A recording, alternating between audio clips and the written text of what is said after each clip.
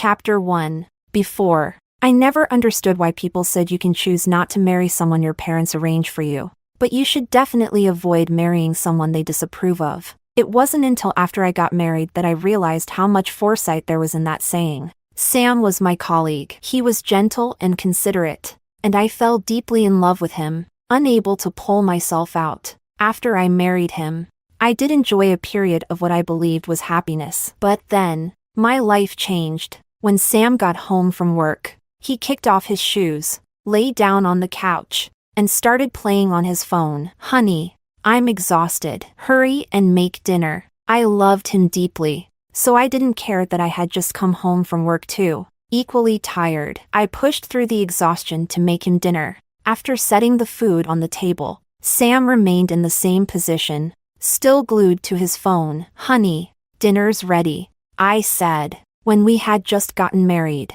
I would cook, and Sam would stand behind me, wrapping his arms around my waist, saying, "You're working too hard. Honey, why don't you quit your job? I'll take care of you." I was deeply moved, feeling like the happiest person in the world. But before the warmth of that happiness even faded, Sam became a different person. We went to work and came home together, but once he got home, he just lay around, glued to his phone, refusing to lift a finger around the house. If he was thirsty, he'd call out, "Honey, get me some water." If he was hungry, he'd say, "Honey, hurry up and make dinner. I'm starving." He was always attached to his phone, holding it while eating, in the bathroom, and even in bed. His eyes were practically glued to the screen. One day, I had terrible menstrual cramps. On the way home, I said to Sam, "Could you make dinner tonight? My stomach really hurts." Sam wore a scowl the whole way home, and when we got there, he snapped, "Miriam, I asked my mom already. Menstrual cramps aren't even an illness. You're just lazy. Do more housework, and you'll be fine." My lower abdomen felt as cold as ice, the sharp pain twisting like a spoon stirring inside me. Every step I took was excruciating. All I wanted was to crawl into bed, hug a hot water bottle, or even just have a cup of warm ginger tea. Curled up in bed, the intense pain left me unable to move. But Sam got angry, reaching out to grab me. "Miriam, didn't you hear me? Are you pretending your stomach hurts just so you don't have to cook? Every woman has her period. Why are you being so dramatic?" When we were dating, I'd get cramps, and Sam would bring me a warm ginger tea, his eyes red with concern as he saw me trembling in pain. With heartfelt emotion, he'd say, "If only I could take the pain for you. It breaks my heart to see you like this." That memory feels like it happened just yesterday. Now, as I watch Sam pull at me, his mouth opening and closing, I no longer have the energy to argue. "Could you please just order takeout?" The moment Sam heard the word takeout, he yanked me even harder, almost dragging me to the floor. "My mom says takeout isn't healthy. Restaurants don't even wash their vegetables properly. What's your problem? Are you trying to curse me to death?" My mind went completely blank. When we were dating, Sam was always the most enthusiastic about choosing takeout when I couldn't decide. Sometimes, even when I didn't feel like eating out, he'd grab my phone and order for me. Now, why does ordering takeout seem like it's going to kill him? I could barely get up to cook, let alone crawl back into bed. Chapter 2. Sam kicked me a few times before slamming the door and heading to the living room. As he walked away, I heard him on the phone, "Mom, that damn woman wouldn't make me dinner. I'm coming over to eat now." "You're right. I shouldn't have spoiled her." Shivering, I reached for my phone and dialed my brother's number. The call connected quickly, and my brother's gentle voice came through. "Miriam, what's wrong?" I forced myself to sound calm and softly said, "It feels like I haven't seen you in a long time." "Brother, Miriam, your voice sounds off. Did something happen?" My brother paused for a moment, then asked, "Where's Sam?" Hearing his concern, I couldn't hold back my tears. "Sam went to his mom's for dinner." "Brother, I've been deceived. Sam's a complete mama's boy." My stomach hurts so badly, and not only did he not care, he even hit me. "Wait there. I'll be right over." My brother's voice was filled with rage. "Don't tell Mom and Dad just yet. I cautioned. Although they never liked Sam, I had insisted on marrying him, and they eventually relented. I lay on the cold floor for a while, gathering my strength before slowly crawling to my feet and shuffling out of the bedroom. My brother lived nearby, so it wouldn't take him long to drive over. I needed to unlock the door for him. When I opened the door, I had already used up all my strength. Seeing the state I was in, he rushed to support me. Should we go to the hospital? Going to the hospital won't help menstrual cramps. All I need is a hot water bottle and a cup of warm ginger tea, and I'll feel better after that. I couldn't stand straight from the pain, so I leaned on my brother's arm and sat down. You're in this much pain, and Sam didn't even care? He just went to his mom's for dinner? My brother glanced around the rooms, stopping at the kitchen door where the pots were cold and untouched. His face darkened with anger. I'm going to find him. Brother, don't. Just help me fill the hot water bottle first. I pointed to the drawer where it was kept, watching him, with his face tense and veins popping in frustration as he boiled water and filled the hot water bottle. My nose suddenly stung with the urge to cry. He handed me the hot water bottle and poured me a cup of hot water. Is this enough?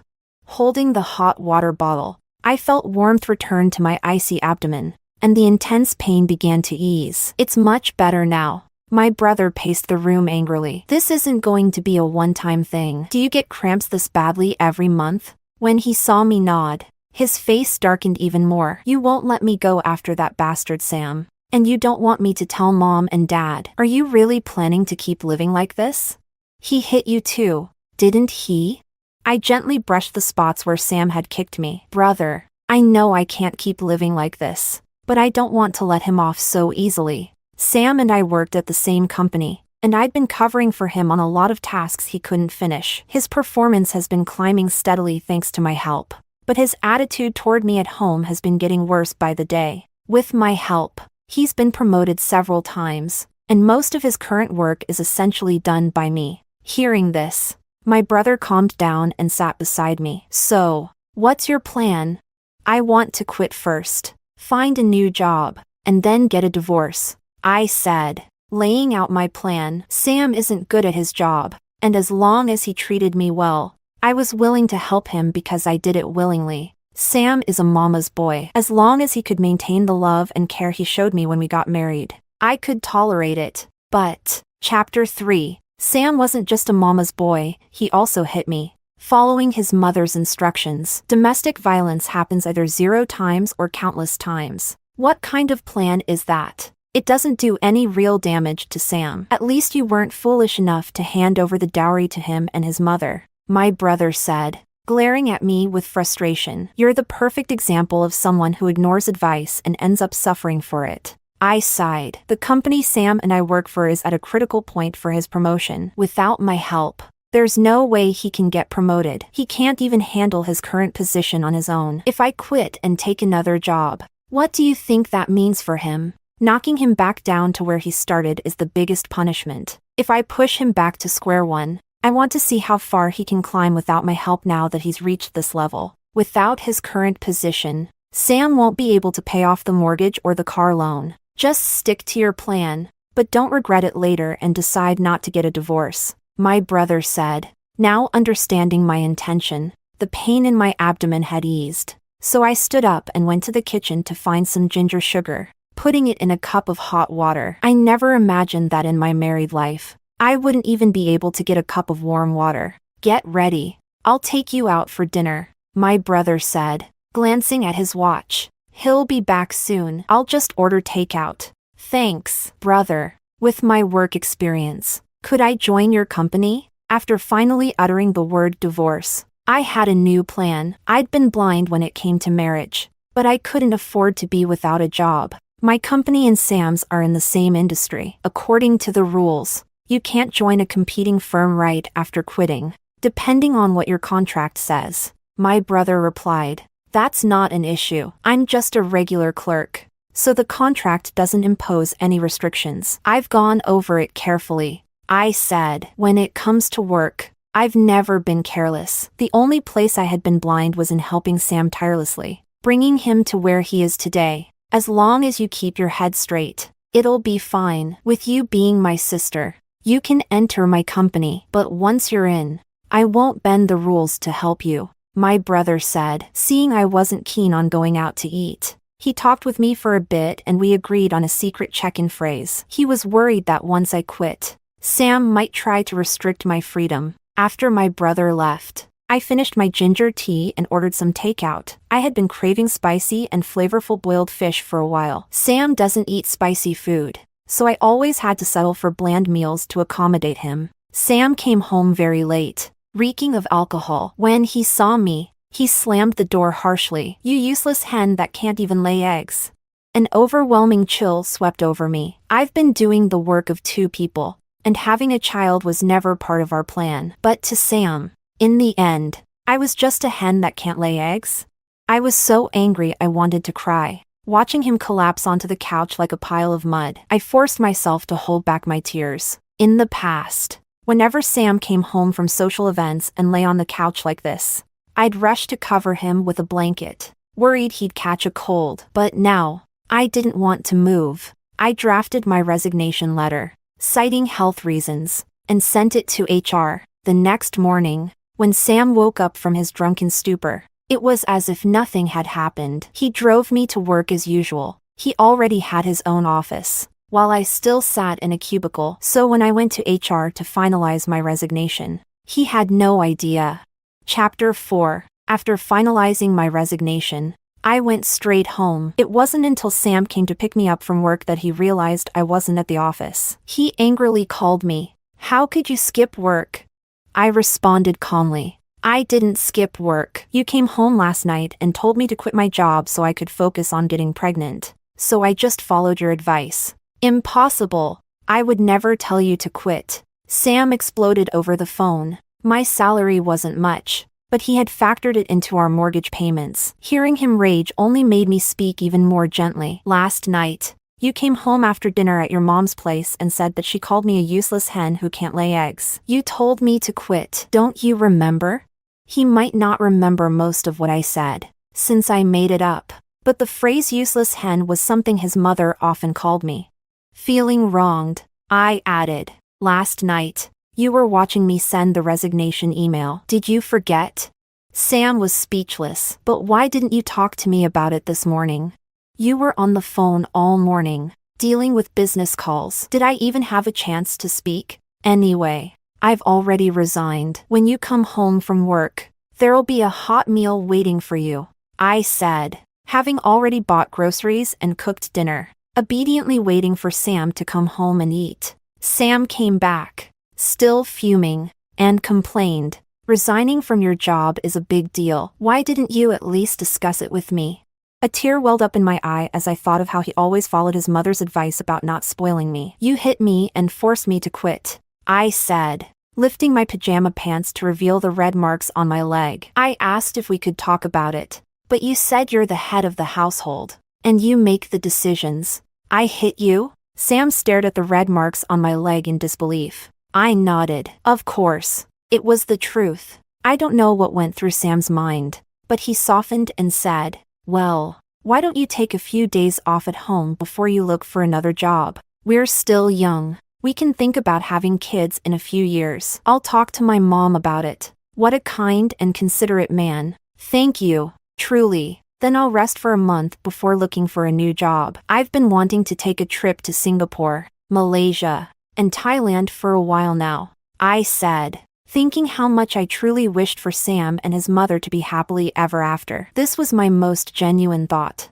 Before I met Sam, or rather, before I married him, my life was relatively carefree. I enjoyed a decent lifestyle, going shopping after work, taking vacations with friends during holidays, and relaxing. But after meeting Sam, my entire life revolved around him and our little home. My standard of living dropped lower and lower. Singapore, Malaysia, Thailand? That'll be expensive. Sam hesitated. "Why don't you just go to Hainan for a few days? Or maybe one of those vacation resorts with a hot spring?"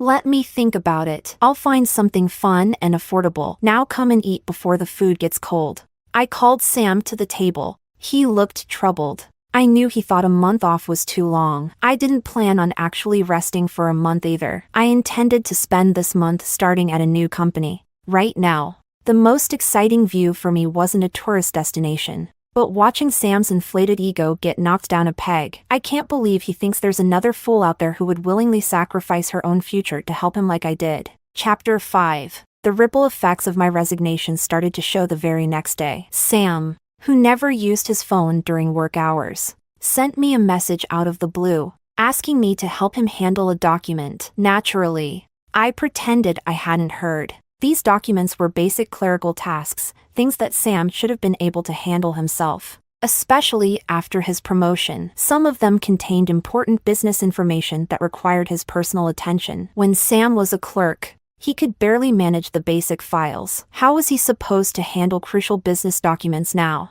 Meanwhile, I had already made plans to meet up with a few friends for a spa day. My friend Amanda, sitting next to me, teased, "You're something else. You know that? Married for so long, and this is the first time you've invited us out." Camila scoffed. She only ever has eyes for Sam. There's no room for us in her life. Well, now that I've got some free time, I thought I'd reconnect with you all, I said, feeling much more relaxed thanks to the aromatherapy from the spa. It really worked wonders for me. Everything was perfect, except for the sudden ringing of my phone, which was a bit jarring. "Looks like your husband's entered his emergency call mode," Camila said sarcastically. "Put it on speaker so I can hear how much he can't live without you." I answered the call and, following Camila's suggestion, put it on speaker. "Miriam, did you see my WeChat message?" Sam said, sounding anxious. "Can you check it? I'm in a bit of a hurry." Camila and Amanda both wisely remained silent.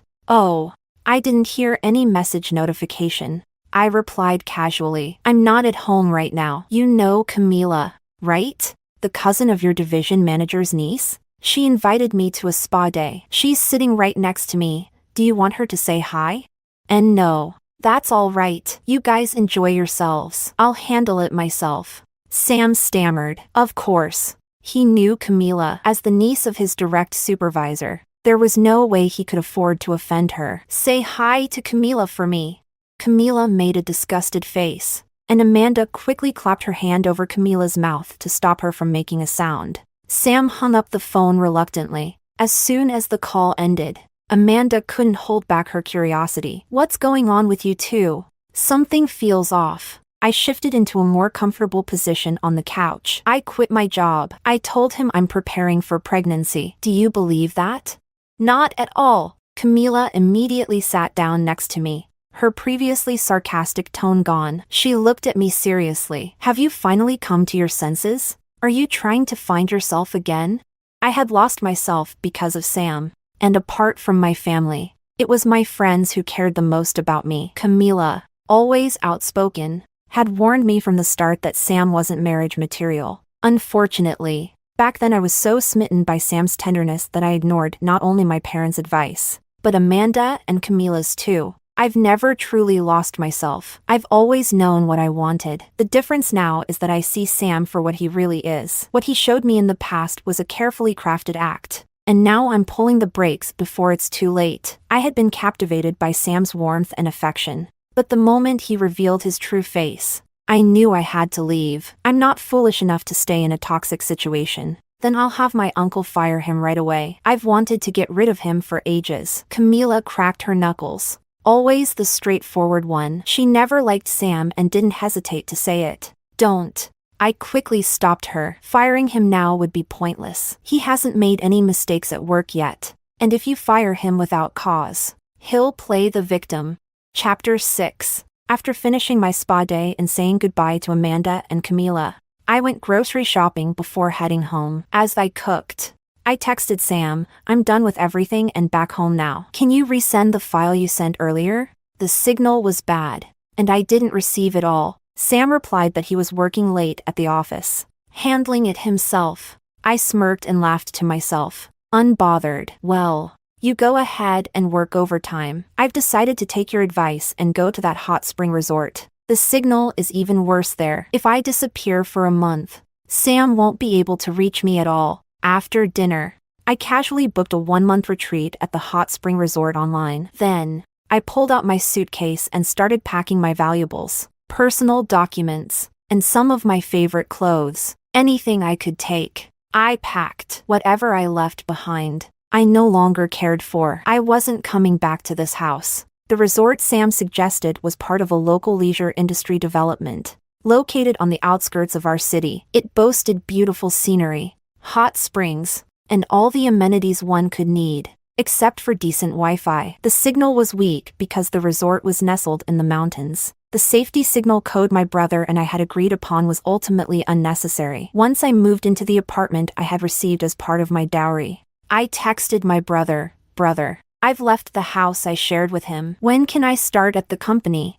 Tomorrow. Bring your resume, and the position will still be clerical. He responded without hesitation. Where are you staying? I'll come pick you up and you can stay with me. Your place is too close to Mom and Dad's. If I stay there, there's a higher chance they or Sam might find me. I'm staying at the apartment Mom and Dad gave me as part of my dowry. I haven't told Sam about it. I gave him the address. The apartment was a fully furnished, move-in ready unit, and I didn't need to do much to settle in. Then I'm moving in too. I don't feel comfortable with you living alone, my brother said. True to his efficient nature, he quickly arrived with his luggage and a few workers who carried in some furniture and a fridge. My eyes welled up with emotion. Brother, what are you doing? This place is fully furnished. I don't need anything. He directed the workers to place the furniture in the guest room and the fridge in the living room. These are things I'm used to. If Mom and Dad end up staying here, they'll bring even more stuff. Let's not tell them for now. I don't want them to be stressed when I get married,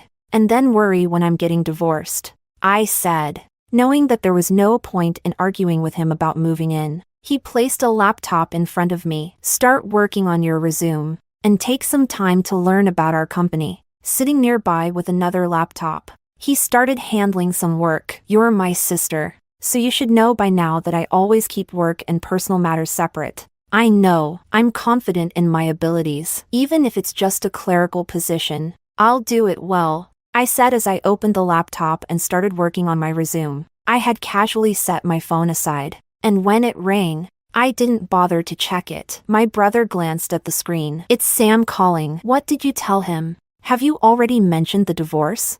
No, I just quit my job and told him I was going to Singapore, Malaysia, and Thailand. He suggested I go to the hot spring resort instead, I said, picking up the phone and answering it. Chapter 7. But the voice on the other end wasn't Sam's, it was his mother. Her sharp tone cutting through the line. Sam works so hard. And you, as his wife, don't even come home to cook? What kind of daughter-in-law are you? Get home right now and make dinner. I work hard too, I reflexively defended myself. Sam and I were colleagues, and I often took on his workload. Then, after work, I'd come home and cook for him, and still, he would complain about being exhausted, spend his evenings glued to his phone, and I'd tolerated this for 2 years? You call that hard work? Do you work harder than Sam? Sam's mother's voice rose even higher. I've never liked you. Let me tell you that. Now hurry back home and cook for Sam. If he loses weight, I won't let you off the hook. Oh, I almost forgot to mention, I already told Sam I'm going away for a month. I'll be heading into the mountains soon, and the signal is really bad. Hello? Hello? Oh well. Goodbye. I hung up the phone, finally noticing I had unread messages. Is that how Sam's mom normally talks to you? My brother stopped working and looked at me, clearly displeased. I hadn't put the call on speaker, but Sam's mother's voice was so shrill that he could easily hear everything she said. Not really. We don't live together, and I rarely see her. It's only Sam who goes over to eat. My brother shot me a cold look. Good thing you came to your senses quickly. If you had blindly stayed with him, you'd have dragged the whole family down with you. I've woken up, haven't I? I tugged lightly at my brother's sleeve. When we were kids, I'd always tug on his sleeve when I wanted something or needed comfort. But after I got married, we rarely saw each other, let alone had moments like this. What had I distanced myself from my loving family for? All for a man who wasn't even worth it. I felt like crying. Before we got married, Sam had been kind and considerate. But after the wedding, every time I said something, he'd counter with, "My mom says." Before we got married, Every weekend we would go to the movies, even though I always paid. I was happy to do so, but after we got married, though I still footed the bill, Sam seemed like a different person. He said, "My mom says going to the movies is a waste of money. Why don't we just watch TV at home? Your money needs to be planned for household expenses too." When we were in love, I used to buy new clothes frequently. After marriage, Sam said, "My mom says a woman only needs enough clothes to wear. Can you stop wasting money?" And that made you feel moved? My brother stopped working for a moment and ruffled my hair. "Now focus on those documents. No slacking. And don't think you can get away with it by acting cute. That's my brother. He says the toughest things. But in reality, he spoils me the most." I grabbed the laptop and started going through the materials. My brother's company dealt with similar business as my previous job. Thanks to Sam, I had become well-versed in this industry by handling all his paperwork. I also knew our former company's clients well. I had to familiarize myself with the client's information before preparing any documents, which was supposed to be Sam's job. But he dumped it all on me, from client data to crafting business plans and internal company strategies. I had mastered it all. If I were ruthless enough, I could use everything I know to destroy Sam, and maybe even land him in prison for years. But that's not my style. I'd rather knock him back down to where he belongs, face to face, and then walk away from him. With my brother's recommendation and my experience, getting hired as a clerk was going to be easy. Chapter 8. But I wasn't aiming to just be a clerk. I planned to spend this month putting myself on equal footing with Sam, or even surpassing him. Without me by his side for a month, I could already imagine the trouble he'd face. He was unfamiliar with industry data, didn't know the clients, and wasn't even aware of the company's internal plans. Sam called me constantly, sent texts, and bombarded me with messages on WeChat. The more frequently he reached out, the more passionate I felt about my work. Sam texted me, "Which folder is the company's procurement directory in?" I leisurely replied after work, "Drive D." He asked, "Honey, when are you coming home? It feels so empty here without you." He just wouldn't say, "I can't do this without you." And this was only day one. The next day, Camila called me, laughing hysterically on the phone. "You're Sam. How on earth did he get his current position? He's like a headless chicken at work. Even the newbies are more competent than him." "That's because it was me helping him all along," I said, feeling utterly embarrassed as I listened to her laughter. "You see what kind of man you chose? Let me tell you, with this guy, I don't even need to lift a finger. He'll manage to destroy himself." Camila, my best friend, was furious with me for choosing Sam. She even had a little resentment toward me because her cousin had chased after me for years. But I never paid him any attention. Instead, I fell for someone like Sam. All I could say was, "I know. I owe you an apology, all right?" Camila, unbothered, replied, "What's the point of saying that now? I'm telling you, you better not help him. Not even a bit. This guy can't even figure out how to look up the most basic data. He's just copying and pasting." Help him?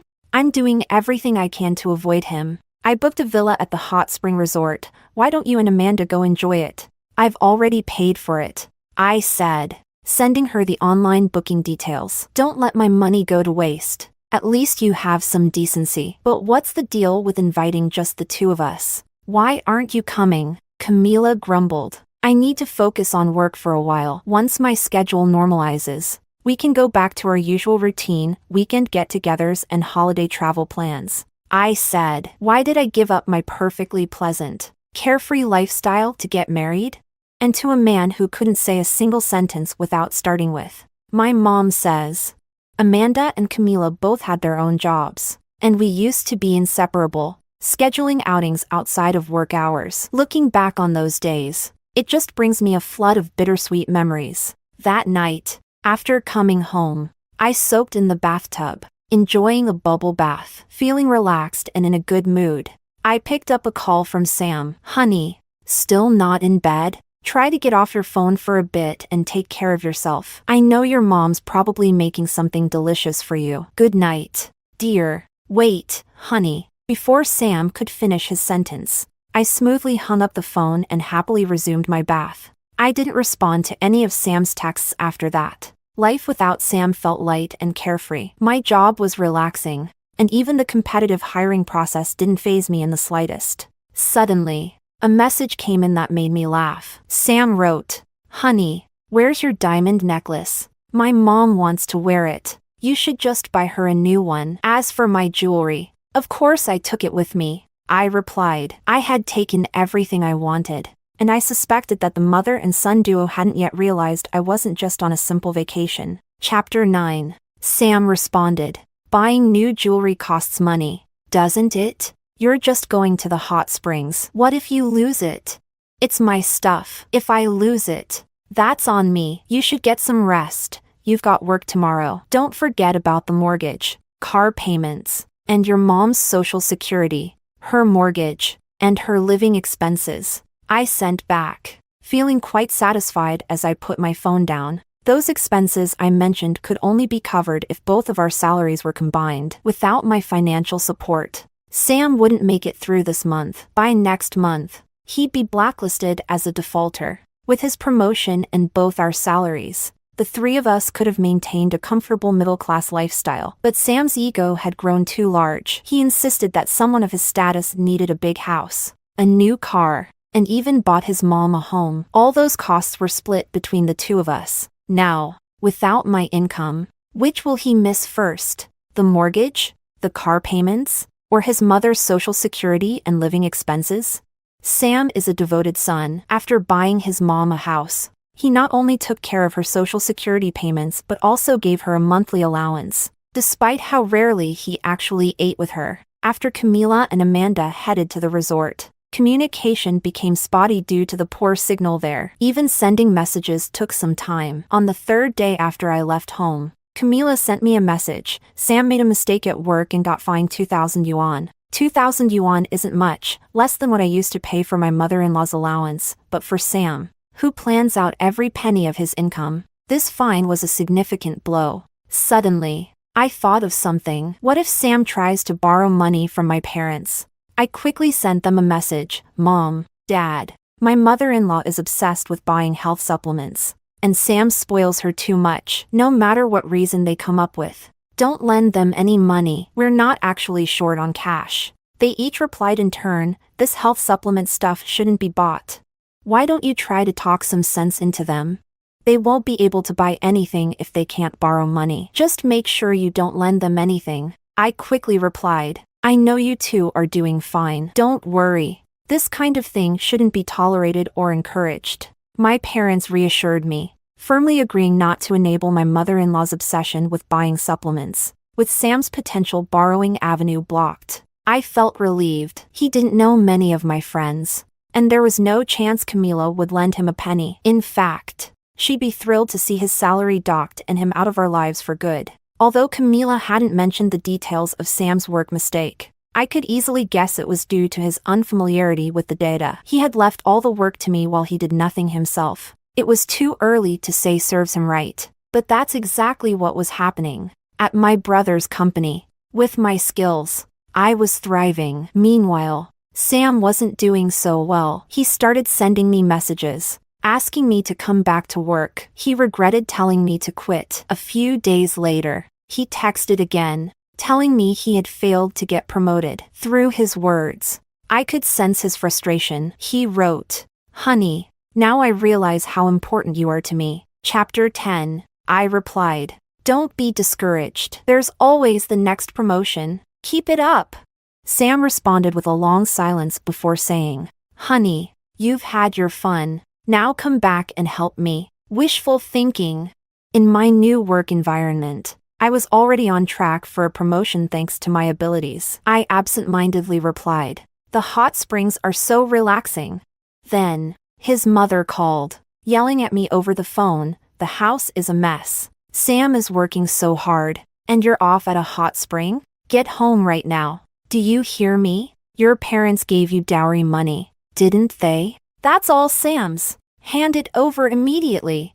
"Oh, the house can't even afford food without me? Do you want to pawn my diamond necklace?" Suddenly, I remembered Sam asking me about my necklace. His mother didn't wear jewelry at all. What do you mean? Your necklace? You married into our family. So everything is Sam's. Her voice shrieked through the phone. Clearly, she had plenty of energy. The house wasn't falling apart. So I hung up, feeling more relaxed. At a bidding event in the same industry, I saw Sam. He looked nervous, standing at the edge of the aisle with a stack of papers, handing out brochures to passers-by. As the assistant for the bidding company, I walked past Sam, standing next to my brother. Sam was humbly handing out flyers to everyone. But when he saw me, dressed in a professional suit, his expression turned blank and bewildered. Miriam, why are you working for another company?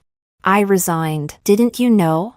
I casually took one of the flyers from his hand and nodded at him. Keep working. I have things to do. My brother, sharp-eyed, glanced at me and Sam's interaction. The bidding is about to start. And this one is crucial. If we win it, our company will reach a whole new level. I smiled lightly. Boss, don't worry. I won't let work slip.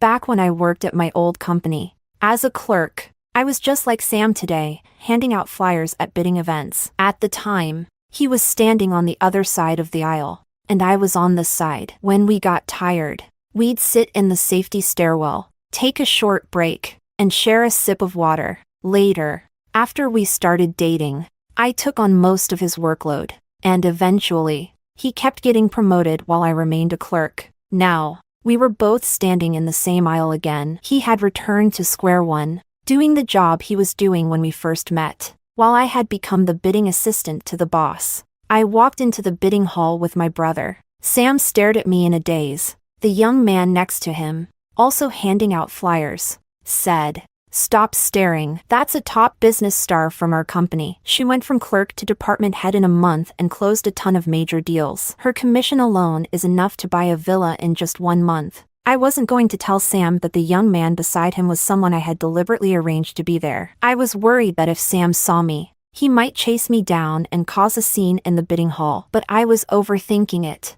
Sam was a complete coward. Throughout the entire bidding process, he didn't make a single disruptive move. It seemed like he wanted to call me, but I had already blocked his number. I no longer responded to his messages or WeChat. When I decided to let go of this relationship and remove myself from his life, he became nothing more than a stranger to me. The young man standing next to Sam, handing out flyers, stayed with him until Sam finally stopped. The man then pulled out a business card and handed it to him. "Mr. Sam, hello. On behalf of my client, Ms. Miriam, I am serving you with divorce papers. In just 1 month, I showed him that I was doing far better without him. Without me, he was nothing. He was nothing. He was nothing. He was nothing.